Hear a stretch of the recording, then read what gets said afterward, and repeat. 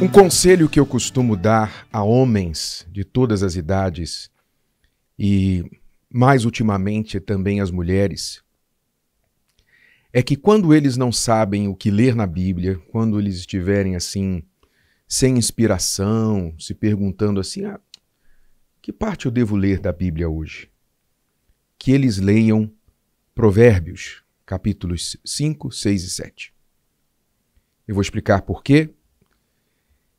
Porque estes 3 capítulos do livro de Provérbios contêm vários conselhos, todo o livro de Provérbios, naturalmente, está repleto de conselhos de sabedoria, mas esses 3 capítulos especificamente contêm boa parte de conselhos com respeito à mulher estranha, ou seja, o perigo do adultério, o perigo de cair nos laços de uma paixão fulminante. Fulminante mesmo, porque vai fulminar os envolvidos. Eu não vou ler aqui, obviamente, todos os 3 capítulos, mas você é convidado a fazer isso depois, com tempo.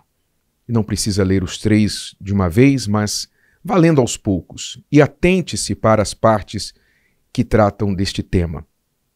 Começando lá no capítulo 5 de Provérbios, ele diz assim: Filho meu, quer dizer, um conselho de pai para filho.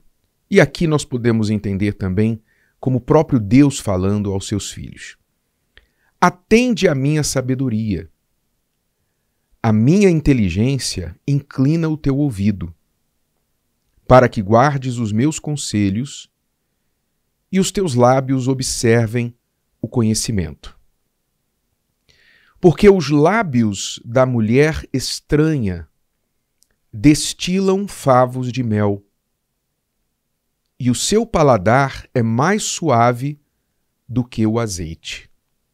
Mas o seu fim é amargoso como o absinto, agudo como a espada de 2 gumes.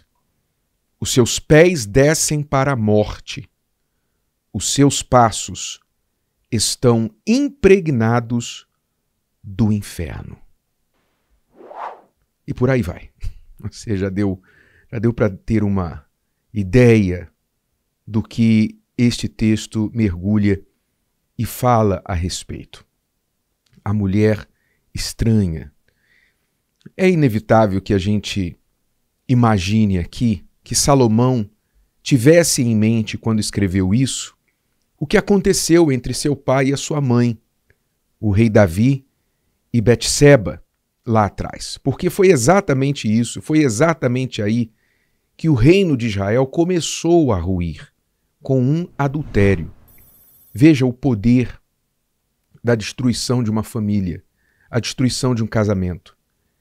Um casamento colocou uma nação toda numa colisão, num curso de colisão, numa rota de colisão, da qual até hoje ela não se recuperou. Israel nunca mais voltou a ser o que era antes deste adultério do rei Davi. Nunca mais. Então, Salomão, que foi fruto deste relacionamento, não mais fruto do adultério, né? O fruto do adultério morreu, a primeira criança de Davi e Betseba morreu, depois ambos se casaram e Salomão nasceu, mas naturalmente ele sabia de toda a história. Quem em Israel não sabia da história de Davi e Betseba? Então, Salomão aqui tirava lições onde ele havia sentido na pele as dores, as consequências daquilo. E ele alerta, durante esses 3 capítulos do livro de Provérbios, sobre os perigos. Como que começa o pecado? O pecado ele começa com uma sedução. O pecado é sedutor. Como a maioria dos pecados, normalmente começam seduzindo o pecador, seduzindo o incauto. Se o pecado não fosse tão sedutor, ninguém o desejaria. Mas ele começa com a sedução dos nossos sentidos. Os olhos, os ouvidos, o o tato, o toque, não é isso? Nós somos seduzidos, muitas vezes também, no caso da paixão, pela imaginação. Como será? Como seria?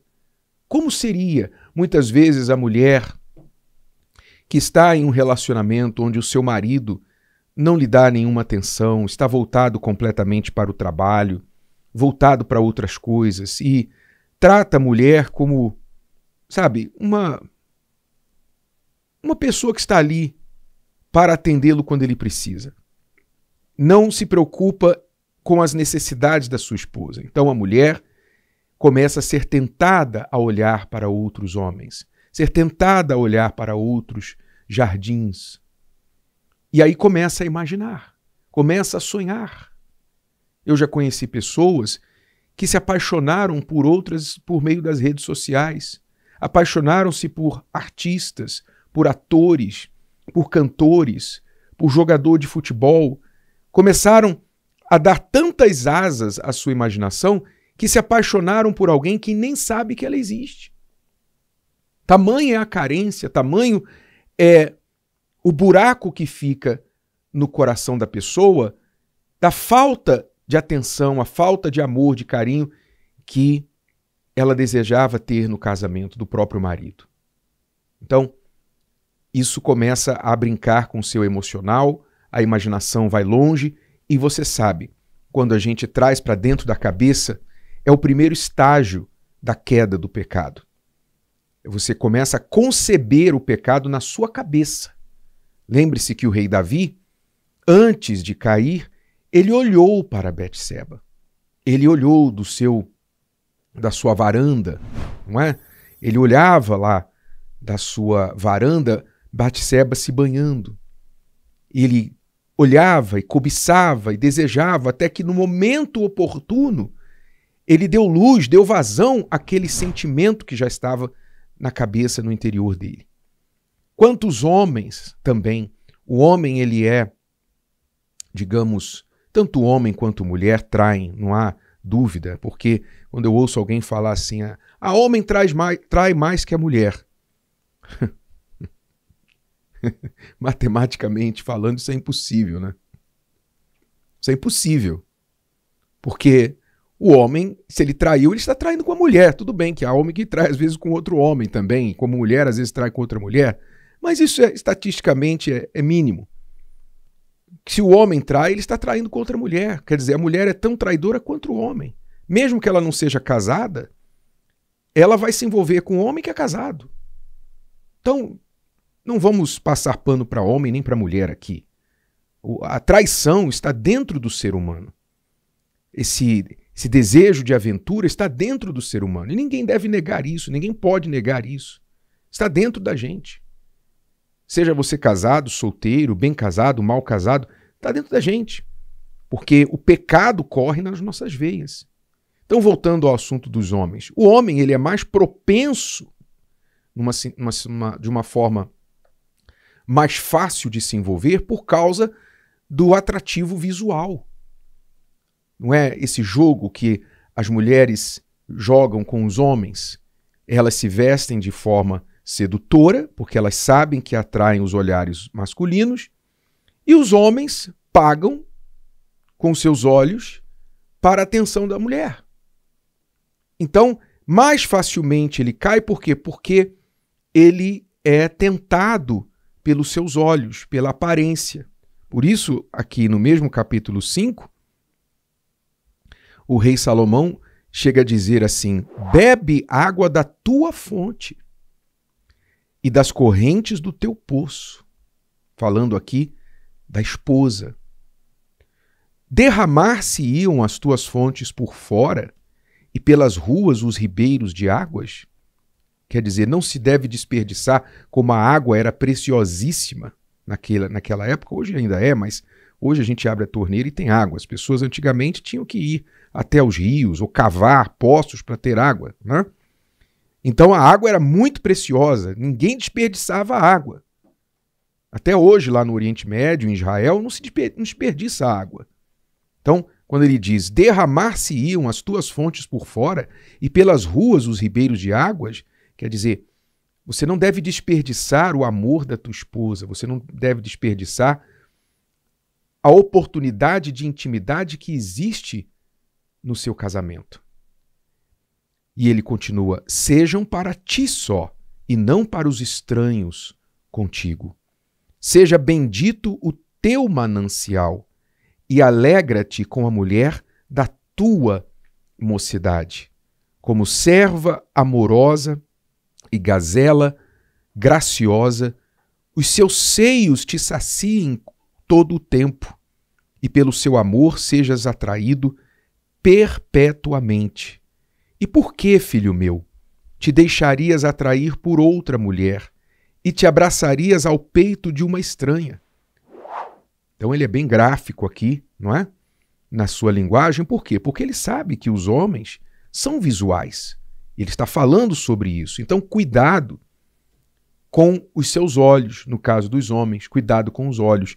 Ele fala mais para frente que o homem não deve nem chegar à porta dessa mulher estranha, nem passar perto dessa mulher estranha, não é? Para que ele não entre em tentação, porque quem não entra em tentação não cai em tentação. Então, evite entrar, desvie-se do mal. É o alerta para os homens e o alerta para a mulher também, que talvez um pouco mais demorado, mas pode acontecer também, e muitas vezes mais profundo, o envolvimento da mulher com o homem adúltero. Ela tende a ser mais profundo esse envolvimento.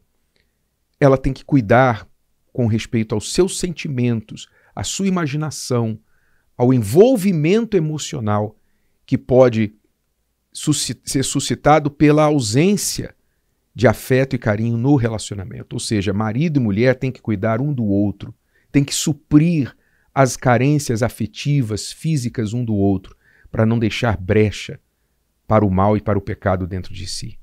Então, repito aqui um conselho. Toda vez, homem, toda vez, mulher, que você... o que eu vou ler na Bíblia? Leia Provérbios 5, 6 e 7. Medite nessas palavras. De tempo em tempo, volte nelas. Nunca é demais lembrar de como o pecado trabalha para nos assediar e quão amargoso é o seu fim. Enquanto há tempo de você despertar, preste atenção à palavra de Deus, pois ela avisa, ela alerta, para que depois você não diga que não sabia. Se o vídeo de hoje te ajudou, você conhece alguém que vai ser ajudado por essa mensagem, passe adiante. E se você ainda não inscreveu aqui no canal, inscreva-se agora. Até a próxima.